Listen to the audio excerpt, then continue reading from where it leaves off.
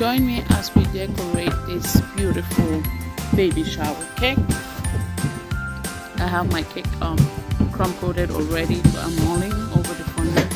I'm using the mat I'm using. I'll include the link in the description below. But this mat makes my job really easy. I don't have to go about measuring the cake and trying to measure my fondant to make sure it fits. With this mat, it already has measurements on it, so I know exactly the size of fondant that is going to cover my cake, regardless of what size of cake I'm doing. So if I'm doing an 8-inch cake, I know how much fondant to already roll. If I'm doing a 10-inch cake, and I also know what size of fondant to roll. So this is a very, very important tool for me. Not saying I cannot do without it, but it makes my job really easy.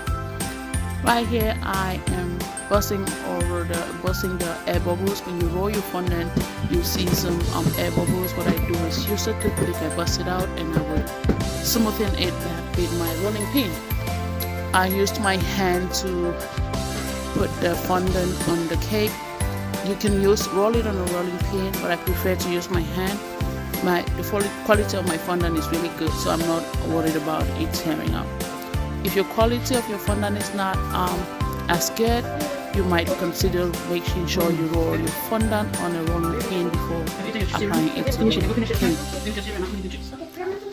Alright, using my hands, I'm going over spreading and making sure that we're getting any wrinkles out, starting from top to bottom.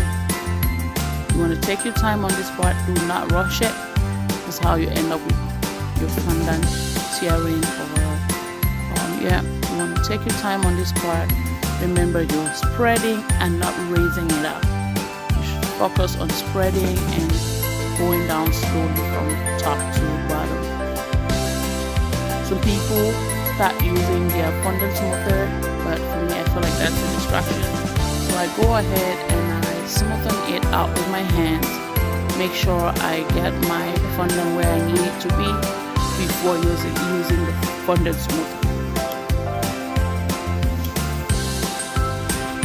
Right now, I'm going to grab my fondant smoother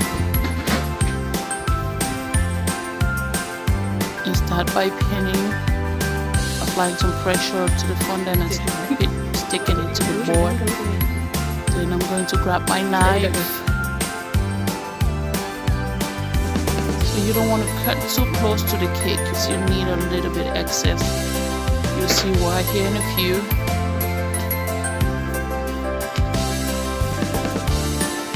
Now you want to make sure everything is nice and smooth.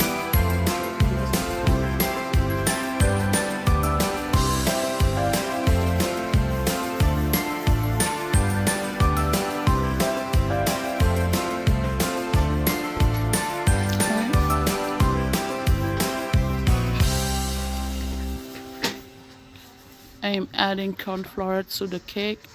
This is going to prevent it from sticking to the board. And now you see why I had that excess fondant.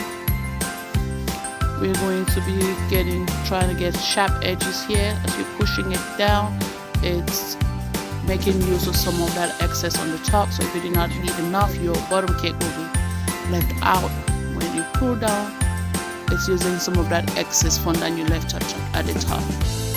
So you don't want to cut too close. If you're trying to get sharp edges and you cut too close, pushing this down would make your bottom cake so you're left without coverage. Now I'm cutting that excess I was pushing down to the board.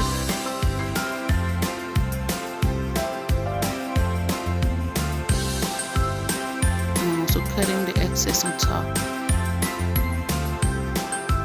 I like cutting this away from the turntable. I need it to be stable, that way I can cut it in a straight line and avoid wrinkles at the bottom.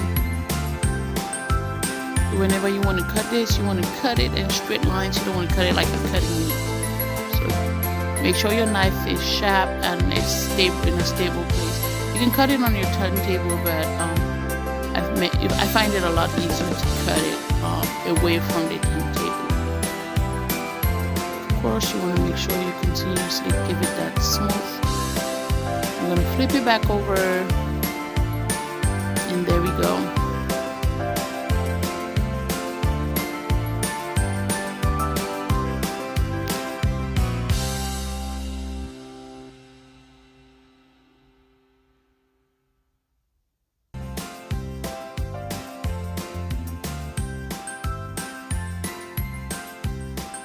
Just making sure we get it all smooth.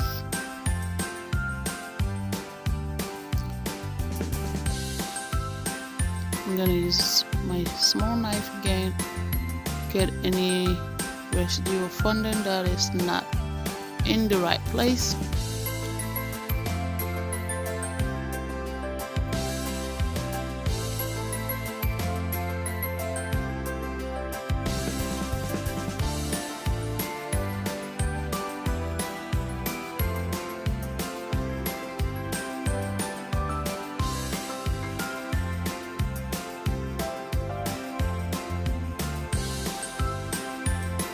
Alright, using my mold to make the ribbons right now. If you see, I'm sticking the knife in the corn flour. When you're using molds, you want to make sure that your knife is dry enough so that it's not sticking to the fondant, and it's gonna pull the ribbons out. So it's gonna make it difficult for you to get your ribbons. Alright, making the cake moist so that it can hold the ribbons. I'm using my steamer to do that.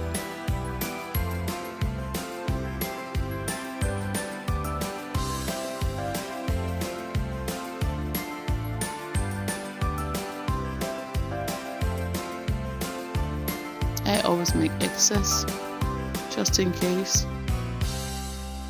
I would hate to go back and start doing ribbons when it's short. I always do. By now you would think that I already know the length I need for an 8-inch cake, which I do, but I always still make excess. Why, I don't know. Still giving it some steam. I'm going to be adding the old baby topper here in a few. There we go. I'm adding the old baby topper.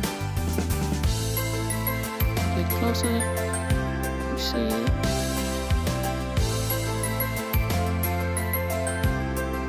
Just adding in some steam so it's moist enough to hold it, old baby.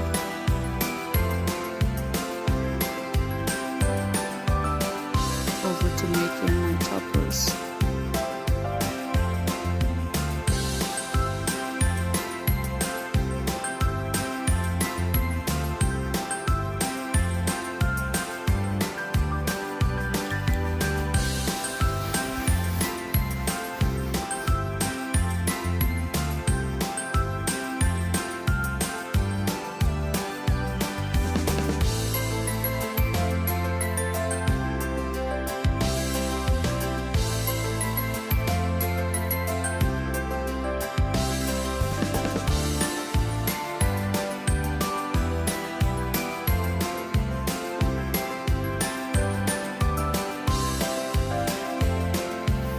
Patient. This is a part that takes the most time usually.